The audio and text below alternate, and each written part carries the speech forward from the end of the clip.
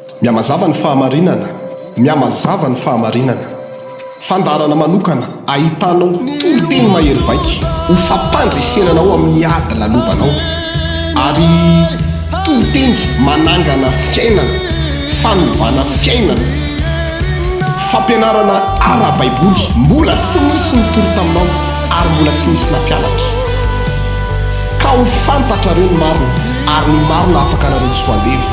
Jaona toko fahavalo ny andiny ny faharoa amby telopolo.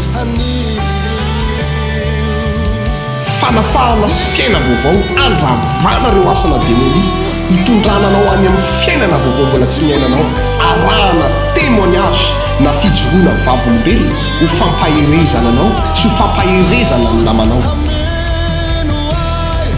Iarahanao amin'ny mpanompon'Andriamanitra apôstôly Andrias, hivavaka ao anao aho. 032 56 443 48 033 91 711 66 034 92 543 76. Hivavaka ao anao aho. Tadio fa velona Jesosy Tompo izay torianay aminao avy ato amin'ny fiangonana kristianina mandova lanitra. Miamazava ny fahamarinana.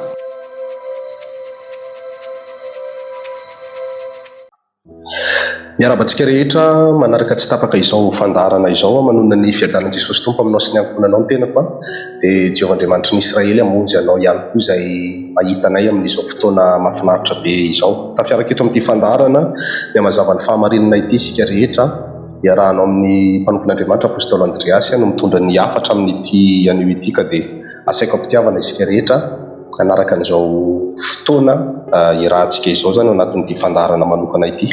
Tsika moa mitoy ao anatin'ny fampianarana mahakasika ny hoe tranomaizan'ny fanahy, miezaka manazava sy ny tantara amintsika ireo zavatra naseho an'ny Tompo ao anatin'izay tranomaizan'ny fanahy zay zany ny tenako ao anatin'ity fandarana ity, dia mba ahafahantsika rehetra mahafantatra hoe olona manao ahoana no tafidy ao anatin'izany antsoina hoe tranomaizan'ny fanahy zay.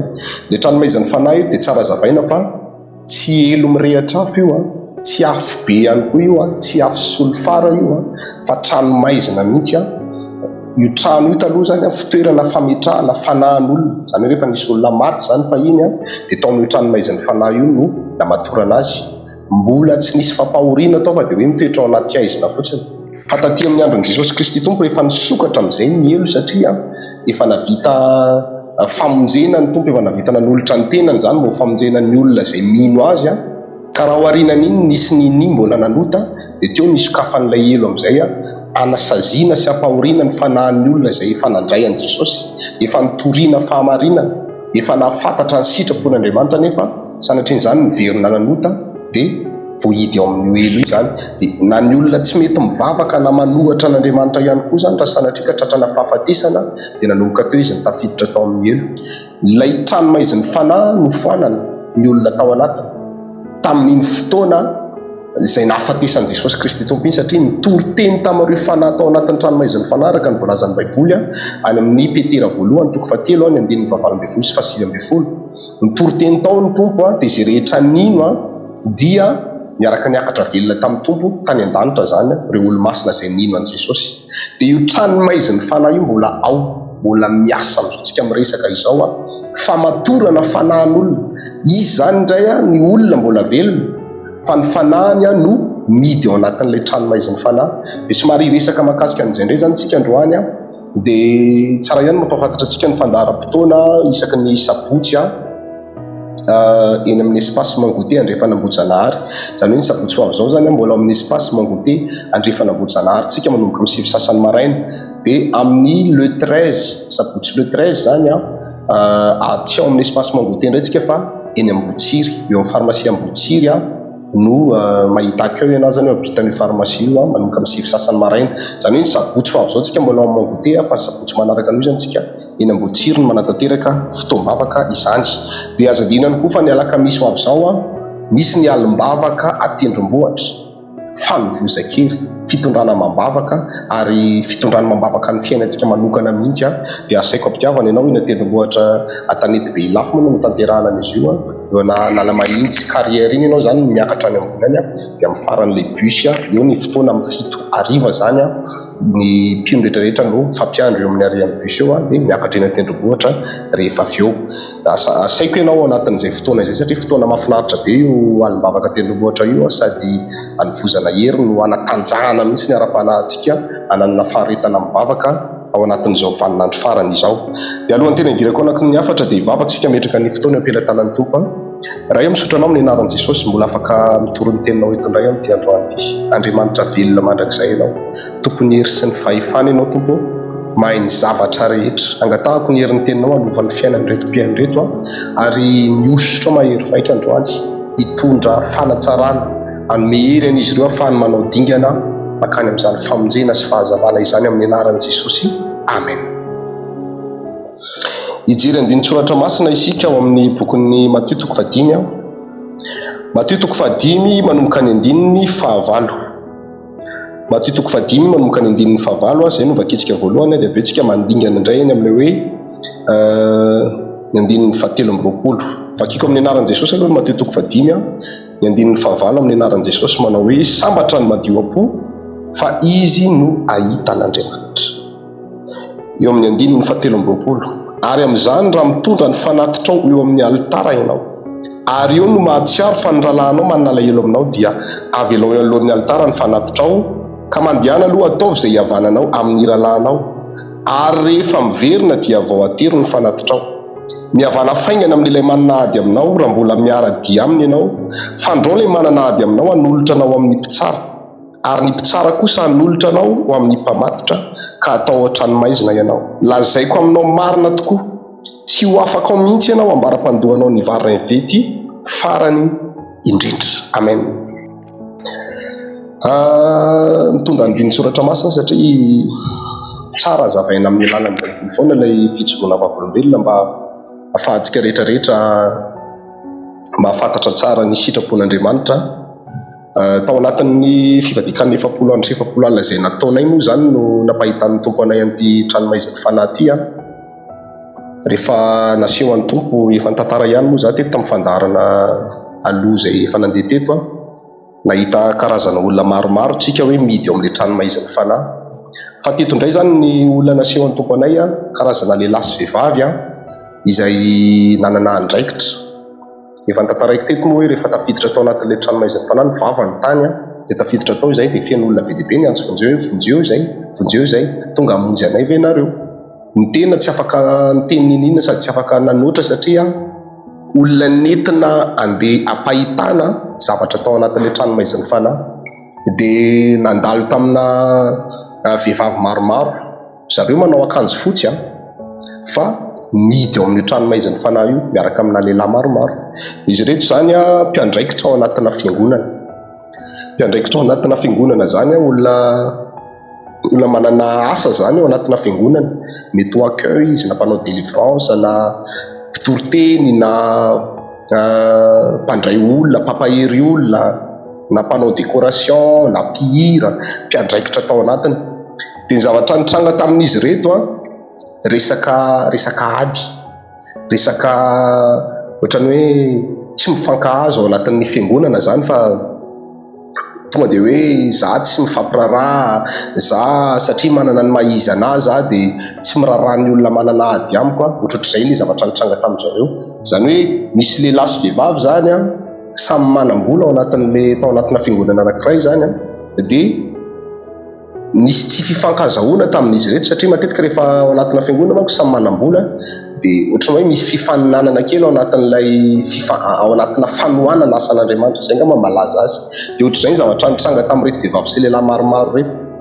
Zareo zany raha ohatra ka nanao an'ilay fanohanana tamin'ilay asan'Andriamanitra, raha nanao an'ilay izy tamin'ny fahadiova-po ho an'Andriamanitra izy dia nitondra vokatra tsara teo amin'ny fiainany. Fa ny zavatra nitranga tamin'izareo reto manao asa fanohanana izy fa mifaninana, misy fifampialonana, misy lotom-po tao amin'izy ireo. Zay ny zavatra nitranga. Ohatra zany hoe manao le lehilahy sy ny vadiny izay antoka, ohatra misy hetsika fitoriana filazantsara zany atao dia hoe zay antoka ny tracte rehetrarehetra na ny flyers. Dia ozy koa ny sasany le vehivavy sasany hoe zay indray antoka ny sonorisation. Dia maheno an'iny le mpivady dia lasa ohatrany hoe manindry anay reto zany. dia lasa misy fifaninanana zany ao anatin'ilay fanohanana. Tsara ilay fifaninanana fa ny problème ny zareo reto zany a mifaninana lasa mifampialina sy misy lotom-po, dia lasa nisy ady mangatsiaka amin'zareo, zany hoe lasa tsy nony amin'ny tompontsony ny anaovana an'ilay fanohanana n'ilay asan'Andriamanitra fa manao an'ilay fanohanana izy a hifanindriana amin'ilay mpino samy mpino ao anatin'ny fiangonana, dia lasa misy lotom-po, lasa mifampijery dia mifangarika, maneho faneho toetra ratsy. Zay no natonga an'ireto tafidy tao anatin'ny tranomaizan'ny fanahy ny fanahiny.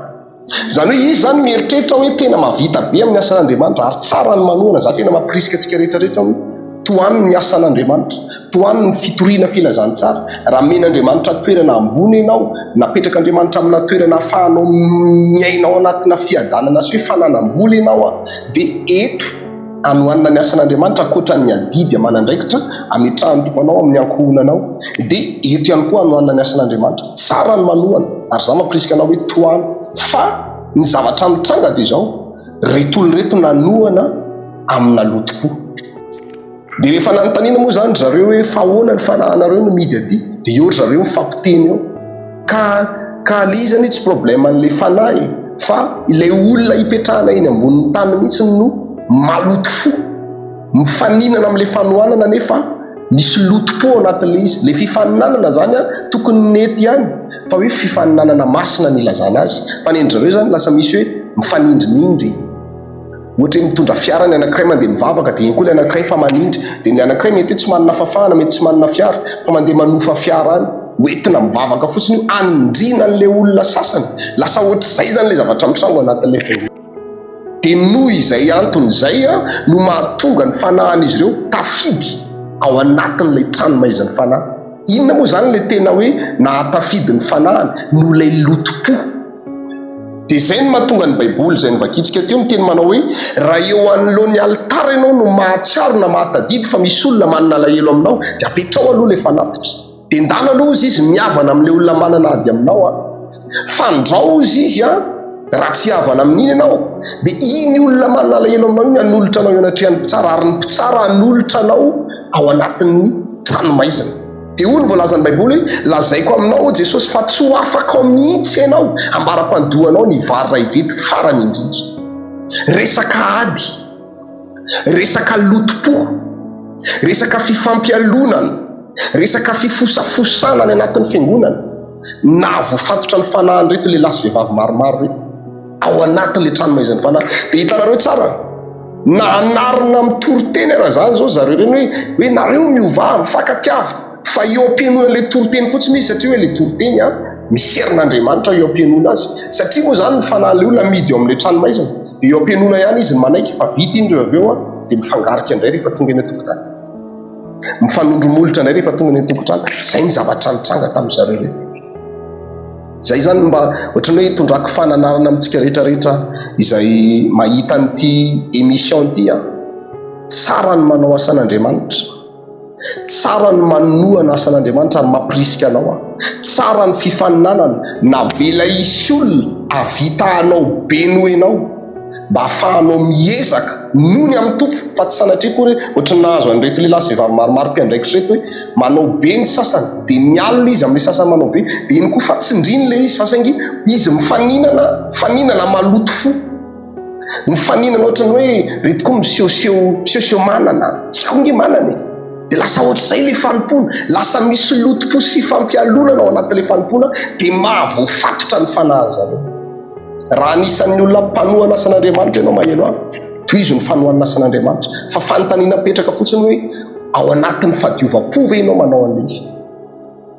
Ekeko hoe mifaninana manao an'ilay asan'Andriamanitra, mifanohanana amin'ny asan'Andriamanitra, fa fanontaniana mipetraka dia hoe ataonao amin'ny fahadiovam-po. Ohatrany ahoana moa ilay madio fo, olona madio fo a.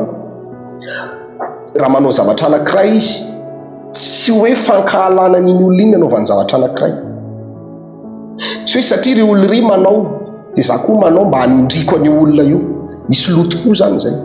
Ny olona madio fo a, nanaovany olona zavatra ratsy izy dia mahavita mamela ny heloka iny olona iny izy, mamela ny heloka ilay olona izy, tsy hoe satria tsy manam-bola, tsy hoe satria olona tsotsopenana, tsy hoe satria olona tsy malala olona ambony hoe tsisy olom-panjakana ny ao amin'ny fianakaviany na hoe tsisy olona miasa eny amin'ny tribunal ny ao amin'ny fianakaviany dia mamindra fo izy. Tsy hoe ohatr'izay ilay famindrapo, fa ny olona tena madio fo mamindra fo izy, na manam-bola ary izy mavita mamindra fo, na malala olona ambony ary izy mavita mamindra fo, na fianakaviany na dadatoany na dadany mihitsy ary ny olona miasa ao amin'ny tribunal na olom-panjakana mavita mamela heloka sy mamindra fo izy. Zay ny atao hoe madio fo le olo.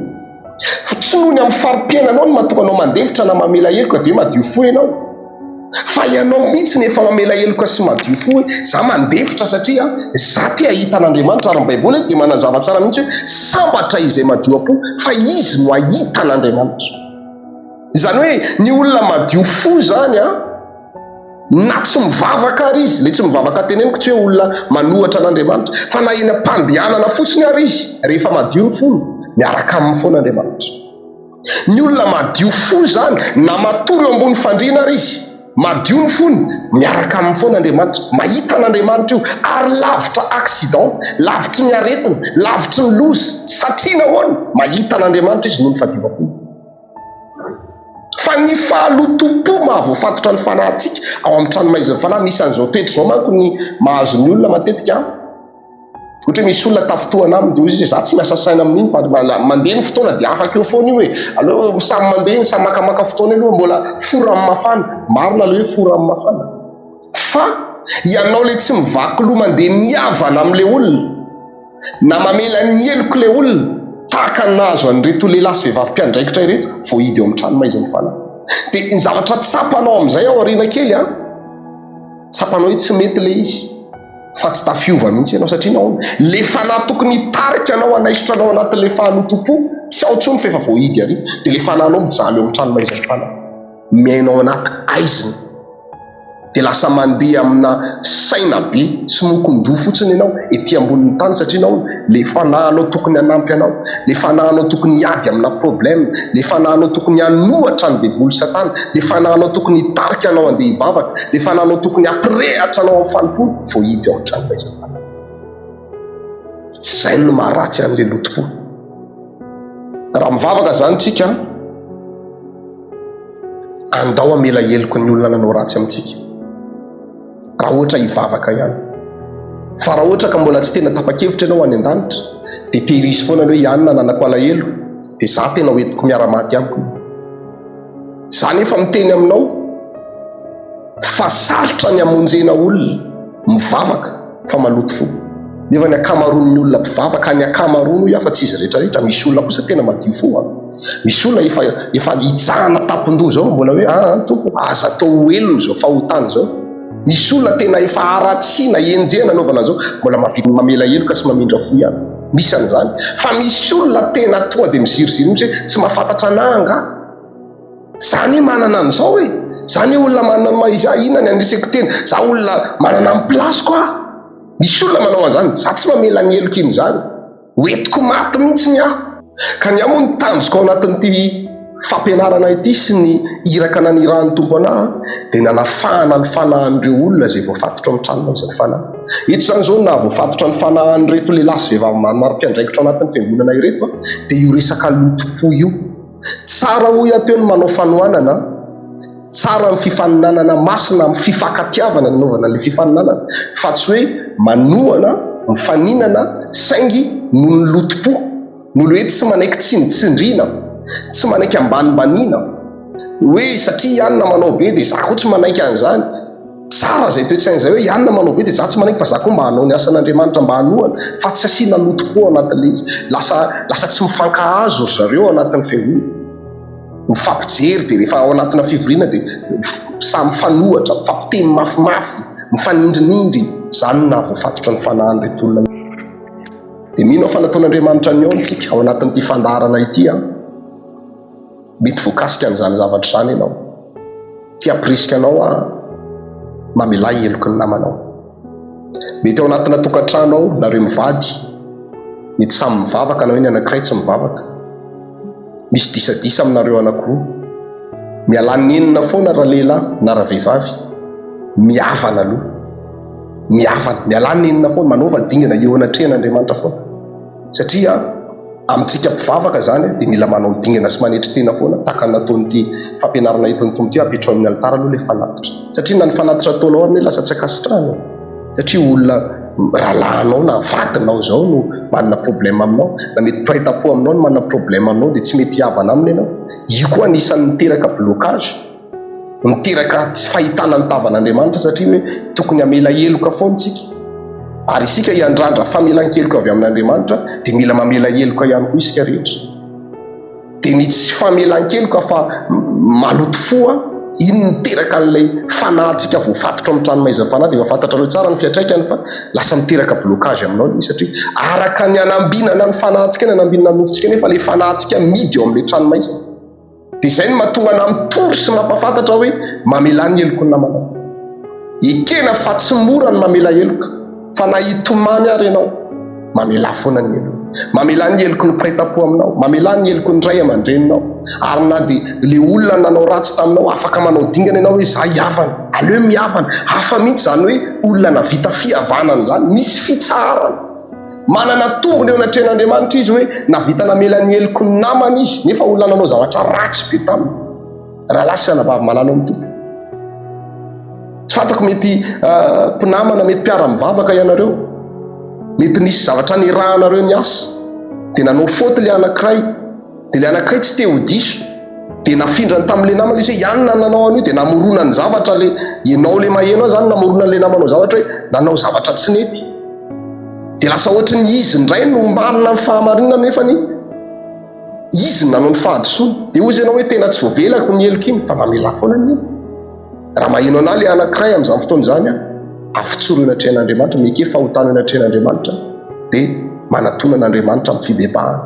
amin'ny fanolorantena fa misy ny tranomaiziny fanahy be dia be moa ny olona naseho an'ny tompo fa izahako tantaraina tsy kelikely ao anatin'ny fandarana izay men'ny tompo antsika eto zany tompony manome fahafahana anay ahafahanay manatanteraka izao fandarana izao dia izahako tanisaina tsy kelikely eto zany reo karazana fiainan'olona zavatra ataon'olona na voafatotra azy ao anatin'ny tranomaiziny fanahy io satria moa zany tao anatin'ny fivadikana 7 alina izay nataonay mpanetretena dia voahiraka manokana zany akoatran'ny hoe délivrance hoe voafatotra rasana devoly le olona dia atao délivrance akoatran'ny hoe fitoriana ny fahamarina satria tsy resaka hoe makasika an'ilay tranomaiziny fanahy ihany ny zavatra napahafantaro amin'ny tompo fa be dia be ny fahamarinana napahafantaro amin'ny tompo ao anatin'ity baiboly ity dia mbola ho ampianariko tsy raidray eto daholo ireo zavatra rehetrarehetra reo fa eto aloha zany tsika mba hahafahanao mandray ilay fahamarinana izay toriana dia tiako ampahafantarana anao ny fisian'ny tranomaiziny fanahy io mba hamerenana n'ilay fanahinao voafatotra ao amin'ilay tranomaiziny fanahy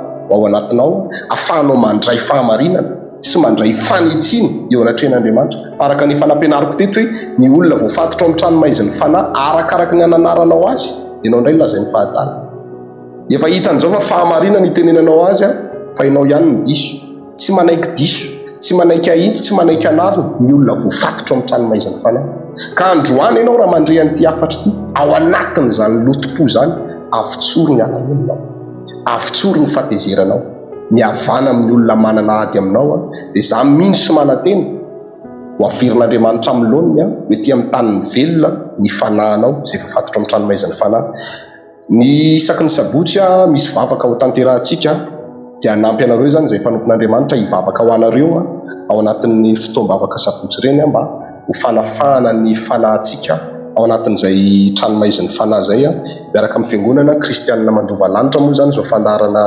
arahantsika izao dia aza misalasala fa vonina nampy anareo izay mpanompon'Andriamanitra dia ilana tsiny fa somary nisy fiovana kely ny fandehanan'ny émission eto amin'ny Malagasy TV zany isaky ny alarobia amin'ny 7 ora sasany alina sy ny alahady amin'ny 7 ora sasany maraina zany hoe lasa miova alarobia sy alahady indray zany ny fandehanan'ny émission antsika alarobia amin'ny 7 ora sasany alina hoy sy ny alahady amin'ny 7 sasany maraina zany no andehanan'ny fandarana dia asaiko ampitiavana ianao anaraka ny fandarana foana ao anatin'izao mihamazava ny fahamarinana izao raha ohatra ianao ka manana etaeta-po mila vavaka na traitement de délivrance dia soratako eo ambany reo ny larina tarobia dia afaka miantso ahy ianao dia afaka atao appel sur WhatsApp izy raha ohatra ka tsy te handany crédit tsika isakariva dia manao traitement de délivrance anao mba ho fanampiana ina moa dikany délivrance fanafahana mety hoe voafatotra asana devoly le olona, ny asana devoly dia be dia be.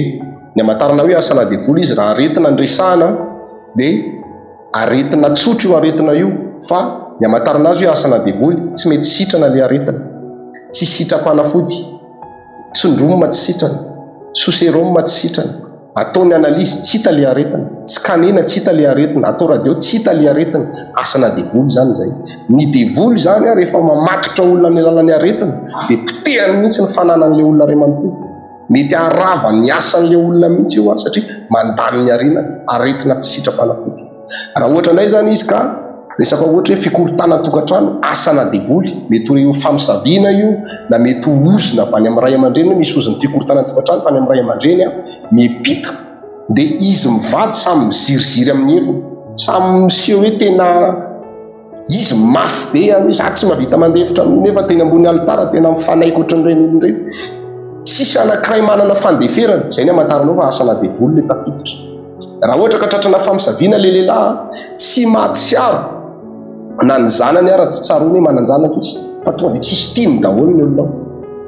Dia misy taona izy rehefa miresaka aminao dia ohatran'ny tonga saina. Misy taona izy tonga dia mivadika, tonga dia adiny any izy roa voly na telo voly, sady tsy miantsony tsy manino, tratrana famisaviana zay le lehilahy. Zany hoe le asana devoly zany mivelatra be mihitsy. Misy karazana asana devoly indray miteraka sakana fotsiny. Le olona manana diplôme, manana fahaizana, nianatra tarisy tary, fa vao mipetraka io diplôme na manao mametraka demande na demande d'emploi izy zany tsy mivaly. Nahitan'ny olona ohatra misy lehilahy anankiray zao nametraka demande d'emploi resaka mécanique na avion reny zany ny tena mba nianarany tany ivelany dia ozy indray ny tena ny société hoe tsy voalohanay ny karamanao izy. Le lehilahy efa miteny hoe azy efa afahana irahantsika miasa rehefa mifanarakantsika dia miara-miasa, fa le société mihitsy ny tonga dia midemande hoe tsy voalohanay le izy. Izay ny hamantaranao hoe asana devoly zany le izy. Misy sakana tsy mety voavaha mihitsy. Devoly zay manakana an'le olona, manakana an'le asan'le olona. Ohatra hoe misy olona indray zany zao ohatra hoe matina retim-po ohatra ny ray aman-drenin'ny tany aloha tany dia matina retim-po daholo izy rehetrarehetra tiary. Matina asma ny ray aman-drenin'ny tany aloha tany sepitra dia maty dia ohatr'izay daholo ny aty misy asana devoly. Reny zany ilana délivrance na hoe fanafahana. Mety nambavaka le olona dia roahana le devoly miteraka an'ilay aretina mandany arena, roahana le devoly miteraka an'le sakana tsy mety voavaha, roahana le devoly miteraka an'le fikorotana tokantrano. Izay le anton'le délivrance. Ary zay nanasana antsika rehetrarehetra hoe tongava manatrika fitombavaka, manantona an' Jesosy Tompo. Dia izay mpanompon'Andriamanitra manampy anao fotsiny mitondra mamavaka anao dia ho hitanao ny voninahitr'Andriamanitra rehefa avy. Mbola be dia be ny asana devoly fa mbola hoe zahako hazavaina eto mahakasika an'izany oziny zany, famisaviana sy ny karazany, fa mandeha tsikelikely eto moa zany ny fandaharantsika rehetrarehetra dia manasanao fotsiny manaova dingana mba hitanao zany hoe voninahitr'Andriamanitra izany. Zay angamba no ela fa amaraparana ny fandarana isika.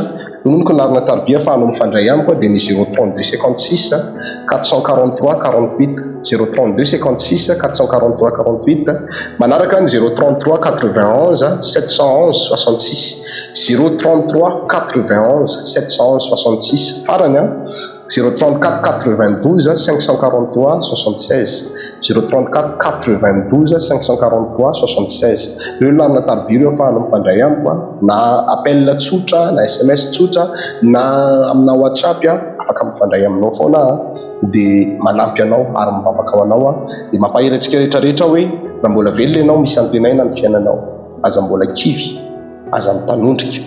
Raha misy olona mitady hamoy fo ajanony zany programme zany, fa manatonan'Andriamanitra. Matoy izahay mavita mijoro vavolombelona mitory amintsika ohatr'izao, tsy sanatria koa hoe mandany andro ary tsy sanatria koa hoe mandany vola, fa tena hoe mahita pirofo ary manana pirofo mivaingana hoe misy Andriamanitra mbola miasa amin'izao vaninandro farany izao. Ka ianao izay mahita io, tian'Andriamanitra ianao. Io mahainao anao io, ianao ilay tsirarainy io ilay toetra anao, io mahainao anao io ny itiavan'Andriamanitra anao. Ianao ke tsy ratsy daholo ny ao aminao fa misy toetra tsara itiavan'ny Tompo anao, matoa ianao nataon'Andriamanitra mifanena aminy amin'ny alalan'izao fandarana izao. Dia mba naniraka anay izy anampy anao hivavaka ho anao. Dia za mampirisika anao hoe manolora tena ho an'ny Tompo, manaova dingana fa ho hitanao ny voninahitr'Andriamanitra. raha marary ianao amin'izao fotoana izao dia apetrao amin'ny faritra marary ny tananao a. Raha manana olana ianao apetrao ambolohanao fotsiny ny tananao hivavaka ho anao amin'ny anaran'i Jesosy. Raha eo mivavaka manokana ho an'ireto mpanaraka ny fandaharany reto mangataka ny famonjam-ponao any amin'ny tsy fahatanterahany rehetra na inona na diso azy teo anatrehanao dia hifonako izany amin'izao fotoana izao. Misy amin'izy reto marary any amin'ny faritry ny lohany, masony, any anatin'ny vavany, ny tendany, any anatin'ny tratrany sy ny lamosiny, anatin'ny kibony, tsoka sy ny vanitaolana rehetrarehetra any. Androany manonona amin'ny anaran'i Jesosy avy any Nazareta ary mandidy ireo asana demonia tondra aretina rehetra miala amin'ny anaran'i Jesosy avy any Nazareta. Tsy manam-pahefana amin'ireto lehilahy sy vehivavy mahita ireto. Ny afon'ny fanimasina mirotsaka ao anatiny, mandevona ny aretina, manapotika ny herin'ny maizina rehetrarehetra ary mivavaka ho an'ireo olona manana olana kosa, na olana arak'asa na ara-tokantrano eny amin'ny fiarahamonina na resaka ara-bola izany dia mivavaka ho an'izy reto Tompo ary mandidy an'ireo asana devoly Satana miteraka olana eo amin'ny fiainany miala amin'ny anaran'i Jesosy avy any Nazareta. Ny afon'Andriamanitra mirotsaka ao anatin'izy reto, manapotika ny asa ratsy ny Satana rehetrarehetra. Andriamanitra anome vahaolana ho anao, anokatra lalana eo amin'ny fiainanao ny Tompo androany, tononoko amin'ny anaran'i Jesosy avy any Nazareta. Hiasa amin'ny fiainanao Andriamanitra ary ho porofony aminao izay mahita fa Andriamanitra velona izy, Andriamanitra mahery izy, Andriamanitra miasa izy amin'ny anaran'i Jesosy. Mitsodrano antsika rehetra ny marary hositranon'Andriamanitra, ny manana problème rehetrarehetra omen'Andriamanitra vahaolana ianao amin'ny anaran'i Jesosy. Ary raha misy kasainao atao dia ho tanteraka aminao anie izany, amirapiratra amin'ny lalanao anie ny mazava amin'ny anaran'i Jesosy. Amen. Izay no azoko nambara tamin'ity ano ity miaraka amin'ny fiangonana kristianina mandova lanitra isika. Raro sosiny tsara ho anareo ny tenako samy ho tahin'Andriamanitra daholo tokoa. Miamazava ny fahamarinana, miamazava ny fahamarinana. Fandarana manokana ahitanao toro-teny mahery vaika ho fampandresenanao amin'ny ady lalovanao ary toro-teny manangana fiainana, fanovana fiainana, fampianarana ara-baiboly mbola tsy nisy nitoro taminao ary mbola tsy nisy nampianatra. Ka ho fantatra ireo ny marina ary ny marina afaka nareo tsy ho andevo. Jaona 9:5-10. Fanafahana sy fiaina vaovao andravana ireo asana demonia, hitondrananao any amin'ny fiainana vaovao mbola tsy niainanao, arahana témoignage na fijoroana vavolombelona ho fampaherezana anao sy ho fampaherezana ny namanao. Iarahanao amin'ny mpanompon'Andriamanitra apôstôly Andreas, hivavaka ao anao aho 032 56 443 48 033 91 711 66 034 92 543 76.